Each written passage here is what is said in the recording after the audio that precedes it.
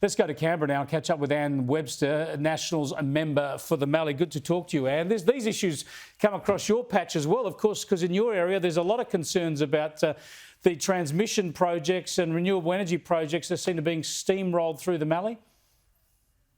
Absolutely, Chris. Good to talk to you. It's scarcely a day goes by where I don't hear from farming communities across Mallee who are deeply concerned about transmission lines. 400 kilometres are expected to take place across Mallee, along with, of course, the renewable projects themselves. And then, of course, you've got to add rare earth mining.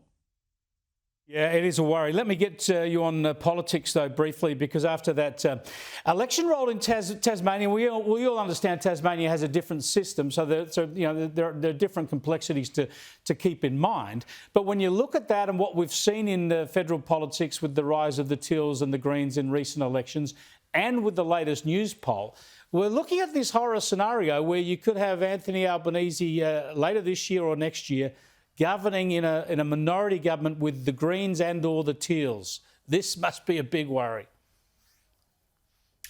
Oh, absolutely is. I mean, do we really want to go through the Windsor, Oakeshott, Gillard and back to Rudd years all over again? It is all about horse trading. It's all about keeping independence on side. It's not a government that can come with a strong agenda and to achieve that agenda. And yeah, it's honestly, Australians need to be aware of what they're really doing when they're voting in independence. Does that mean that the coalition, that Peter Dutton and David Littleproud need to rule out ever doing any deals with, obviously not the Greens, but with the Teals or other independents?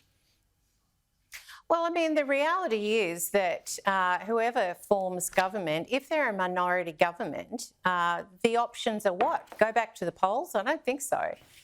So those decisions, I'm really pleased to say, are above my pay grade. And I would expect that Peter Dutton and David Littleproud will have very strong views on those, and I'll leave them to them. Thanks for joining us, Anne. I appreciate it.